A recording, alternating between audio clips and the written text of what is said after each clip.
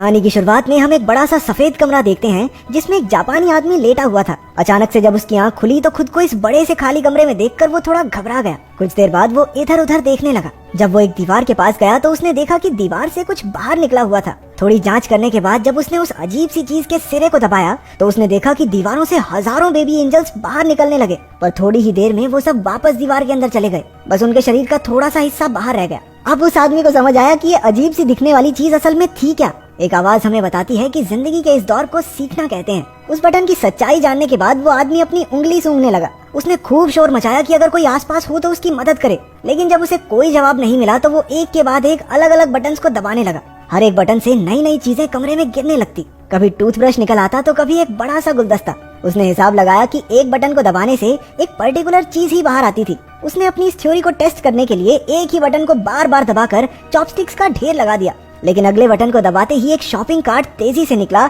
और जोर से उसके पैर पर लगा, जिसकी वजह से वो दर्द में चिल्लाने लगा। जब उसने अगले बटन को दबाया तो वो ट्रांसफॉर्म होकर एक बच्चे के पिछवाड़े में बदल जाता है, जिसने उसके मुंह पे पात दिया।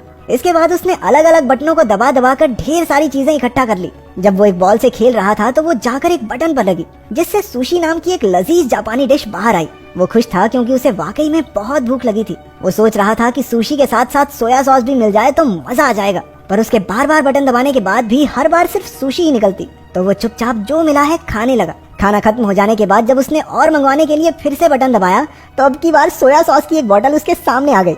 उसने गुस्से में बोतल को दूर फेंक दिया कि जब जरूरत थी तब तो आई नहीं। हाँ। अगला बटन दबाने पर उसे 3D चश्मे मिले। चश्मे पहनकर उसे एक बेबी एंजल अपने बटन की तरफ इशारा करता हुआ दिखने लगा। ये देखकर वो बहुत खुश हो गया क्योंकि उसे लगा कि मैंने तो कमरे का रहस्य सुलझा लिया है। लेकिन बटन दबाने पर एक काउंटडाउन शुरू हो गया, जिसके आखिर में दीवार से एक बहुत बड़ा पिछवाड़ा बाहर आया और उसने उसके मुंह पे पात दिया। थोड़े और बटन्स दबाने के बाद उसे एक किताब मिली जो उसे काफी मजेदार लगी। कुछ घंटों में उसने उसके 5 पार्ट पढ़ डाले, लेकिन जब उसने छठी किताब पढ़ने के लिए बटन दबाया तो 7वीं किताब बाहर आई। परेशान होकर उसने दूसरा बटन दबाया, लेकिन उसमें से भी 8वीं और 9वीं किताब ही निकली। किताब की चाह में उसने एक और बटन को दबाया, तभी उसे अपने पीछे एक दरवाजा दिखाई पड़ा। वो उसे देखकर बड़ा खुश हुआ कि आखिरकार अब वो बाहर निकल सकता है, लेकिन अपनी इसी एक्साइटमेंट में वो यही भूल गया कि आखिर वो बटन था कौन सा। तो वो ऐसे ही कोई भी बटन दबाने लगा। पहला बटन दबाने से एक अफ्रीकन आदमी एक दीवार से दूसरी की तरफ भागते हुए गया। दूसरे वाले से उसके सर पर पानी गिरने लगा, लेकिन आखिरकार तीसरी बार में दरवाजा खुल गया। पर वो जैसे ही बटन को छोड़कर उस दरवाजे की तरफ जाने लगता वो दरवाजा बंद हो जाता। कुछ देर ट्राई करने के बाद वो समझ गया कि जब तक बटन दबा रहेगा तभी तक दरवाजा खुला रहेगा। वो रनिंग पोजीशन लेकर उस बटन पर खड़ा हो गया ताकि जल्दी से दरवाजे तक पहुंच जाए, लेकिन इससे पहले कि वो वहां पहुंचता दरवाजा बंद हो गया। इसके बाद उसने बहुत से अतरंगी तरीके अपनाए, लेकिन किसी ने भी काम नहीं किया। उसने शॉपिंग कार्ट पर बैठकर भी जल्दी से दरवाजे तक पहुंचने की कोशिश की, लेकिन सब बेकार। इसके बाद उसने अपना दिमाग लगाया और एक गुलदस्ता उस बटन पर रख दिया, लेकिन वो इतना भारी नहीं था कि उसे दबाए रख सके। तो अब उसे गुलदस्ते को भरना होगा।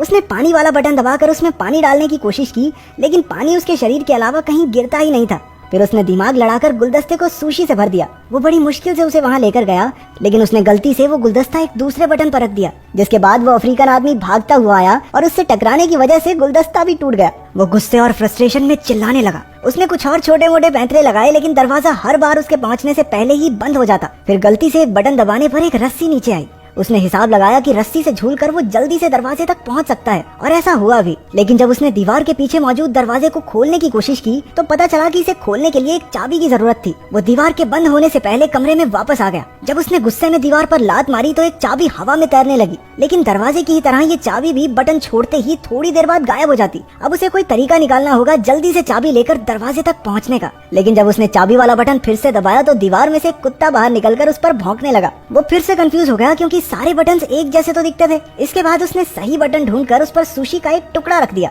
1-2 बार फेल होने के बाद आखिरकार वो चाबी लेकर दरवाजे तक पहुंच ही गया। लेकिन अभी मुसीबत खत्म नहीं हुई थी। दरवाजे के ऊपर की तरफ एक नंबर वाला लॉक भी था। वो जल्दी से कमरे की तरफ गया, लेकिन बाहर निकलते हुए फिर से दीवार जोर से उसके पिछवाड़े पर लगी। उसने फ्रस्ट्रेशन में प्लंजर दूसरी तरफ फेंका और उसके एक बटन पर लगने से वो अफ्रीकन आदमी फिर से बाहर आया। लेकिन अब की बार उसने नोटिस किया कि उस अफ्रीकन आदमी के सर पर 3 नंबर लिखे हुए थे, और शायद उसी नंबर से वो ताला खुलेगा। क्योंकि दीवार बार बार बंद हो जाती थी तो उसने 3 बार में वो ताला भी खोल दिया। दरवाजा थोड़ा जाम सा लग रहा था तो उसे थोड़ी एक्स्ट्रा जान लगानी पड़ी, और इतने में दीवार भी वापस नीचे चली गई। वहाँ पर इतनी जगह थी ही नहीं कि वो दरवाजे को पूरा खोल सके। वो हताश हो गया और वहीं बैठकर रोने लगा। उसे कमरे के अंदर का समय याद आ रहा था। उसे एहसास हुआ कि कमरे में उसके पास कितना कुछ था। हाँ, वो बाहर नहीं जा सकता था, लेकिन जो चीजें उसके पास थी उसने समय रहते उनकी कदर नहीं की। अचानक अपनी बाईं ओर से उसे हवा का झोंका महसूस हुआ। वो उस नकली दीवार को खोलकर बाहर की तरफ भागा। वो पूरी जगह बिल्कुल एक जैसी थी। ऐसा लग रहा था मानो वो एक ही जगह पर भाग रहा हो। भागते भागते वो एक दूसरे कमरे में पहुंचा जहाँ रोशनी थोड़ी कम थी। उसके अंदर आते ही दरवाजा बंद हो गया। एक आवाज हमें बताती है कि जिंदगी के इस पड़ाव को प्रैक्टिस कहते हैं। कमरे में उस आदमी ने अलग अलग बटन दबाने शुरू कर दिए। किसी बटन से एक सिंगर के मुंह से गाते हुए आग निकलने लगी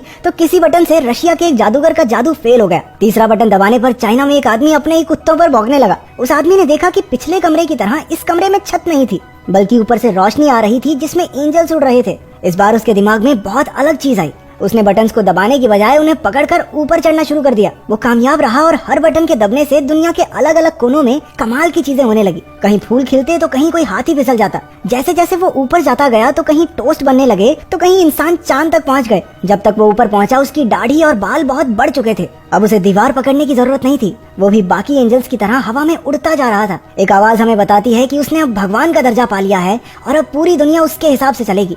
आखिर तक आते आते उसके चारों ओर सफेद पंख उड़ने लगे जो उसे आखिरी कमरे तक ले गए। इस कमरे की दीवार पर पूरी धरती का नक्शा बना था और वहाँ अब तक का सबसे बड़ा बटन भी मौजूद था। वो उसे दबाने के लिए आगे बढ़ा और स्क्रीन काली हो गई। तो अगर तुम एक दिन के लिए भगवान बनकर इस धरती पर कुछ भी बदल सको तो क्या करोगे इस ताकत से? कमेंट्स में जरूर